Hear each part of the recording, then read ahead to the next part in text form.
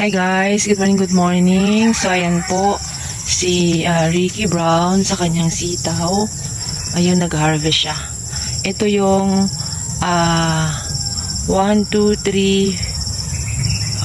4 lanes na harvest.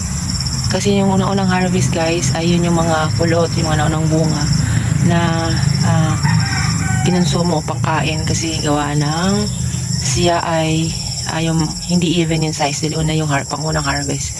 So ngayon yung pangalawa ito yung pang market na harvest na natin, no? So ganyan yan. Yan. So yan po si sitaw. Then dito sa ating pipino po ay first time niya i-harvest today. Yan, usually pagka first time ay may mga usual, mayroong mga hindi normal na sizes. But this one guys is even. Then kadalasan po ganyan mga kulot kasi nga yung unang harvest ay kulot siya. So ito yung mga sitaw na pahabol natin guys. Ayan, napadami yung organic materials kasi yung lane na to, yung anak ko ang gumawa, ang naglagay. So kita natin, napakaganda. Masagana siya sa kapataba, which is natural, no? So yan, kailangan pang mag-pruning, magbawas kasi dumami yung na sanga niya. No? So ito yung pipino natin, pa siya nakakaakyat.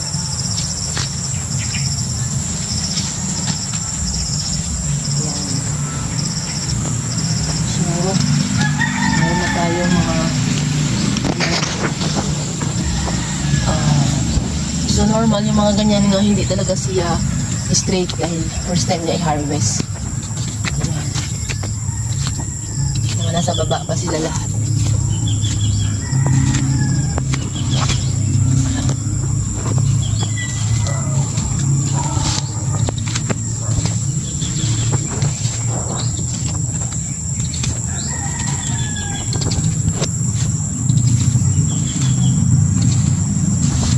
Medyo nagkaroon guys ng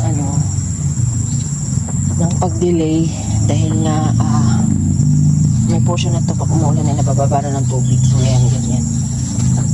So ayan na po yun. Mga ilalim yan, ang mga flower. Ayan. Ayan. So yun sa mga ilalim na yun ay pagka unang bunga, ganyan pa talaga siya. Hindi pa siya ganun ka perfect yung size niya. No?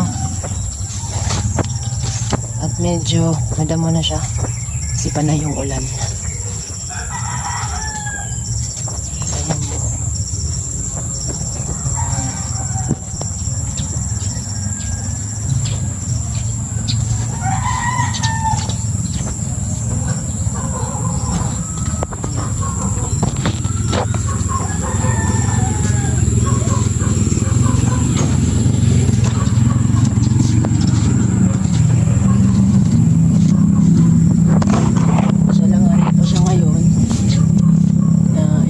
Pero kukuhanin na rin natin yan dahil yung mga ilang piraso na yan kasi katulad dun sa sitaw kailangan mo siyang unahin. Yan. So ito yung sitaw natin guys.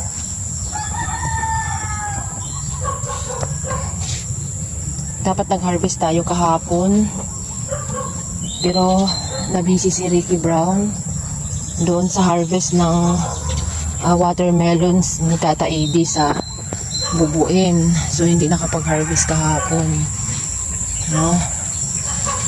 Ayan. So mag-harvest, tulungan na natin si Ricky Brown. So ayan guys, usually guys sa sitaw ganyan sobrang madami ng mga itim-itim yan. Marami na yung mga insekto, yung mga langgam ganon. Yun yung kadalasan na problema sa sitaw. Pero this one, ang tinan nyo, malinis. Kasi wala tayong insecticide. Wala tayong pesticides. Ayan. So yung kukunin lang natin guys, like this one, hindi muna siya. Ayan. Ito, yan, pwede na to. So, yan, makita ninyo. Wala siyang, wala siyang mga itim-itim. Katulad ng mga nararanasan ng ibang nagsisitaw. Okay. So, yan. Kahit dito sa may bandang baba po. Yan. Dapat kasi ito kahapon nag-harvest na eh. Si Ricky Brown ay may pa-harvest na may pa-harvest na watermelon sa bubuin.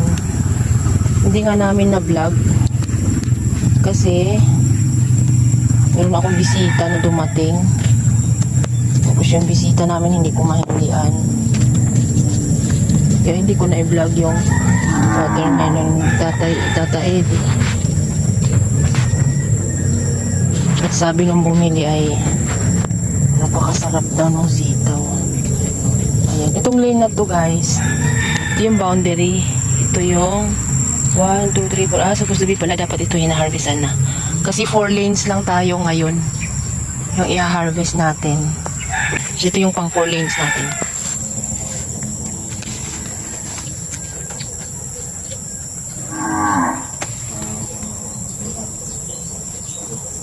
Kita nyo naman, pakalinis. Kasi, wala tayong pesticide at saka insecticide. Wala din pati tayong abono dahil meron tayong compost. Then, si microbial inoculant, yung ating pinaka soil protection. Yan. So, alamin natin today kung ilang kilo ang makukuha natin. Ayan, katulad yan guys, may mga kulot. Ayan. Kasi nga yung lupa, hindi naman pare-pareho pa. Kasi nagre-rehab pa tayo ng soil. So while nag-rehab ay nagtanim na tayo. Ayan. Kagandahan dito guys kasi yung lupa natin na ito ay naka 1 year contract. So naka 1 year contract na tayo. Kaya, hopefully ay maganda yung ating recovery. No? So yan, pinakikita ko sa inyo yung bawat harvest ko. Bawat putol. Kasi, ayun, wala talaga siyang kahit na ano na mga itim-itim. Dito dito sa baba. Yan, wala. Wala talaga. So ito, tulad po nito. Malinis talaga siya. So ito isasabit natin. Sabi kasi ng lola ko dati mag-harvest kami. Yung sitaw daw. Tinuturuan mo daw yan umakit. Sabi niya. So, nalala ko lang siya.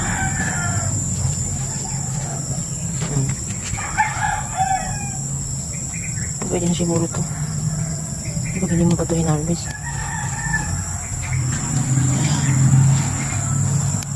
Good morning, Ricky Brown.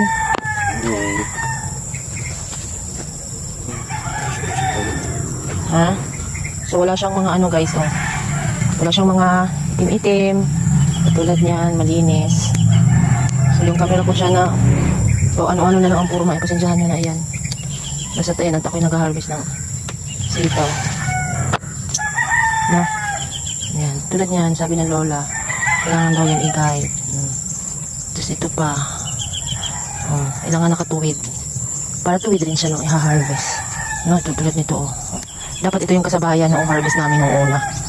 Nga ganito. Kaya lang, ayun ay mga pailan-ilan lang. Hindi ko namin ito nakikita. Dahil, at that time, nagmamadali ang person. Maraming activity. Ayan. So, ito tomorrow na yung iba. Pang Monday, siguro. Kasi bukas. Hindi pala bukas, oh. Pang Tuesday. So, yan, mga pang Tuesday natin.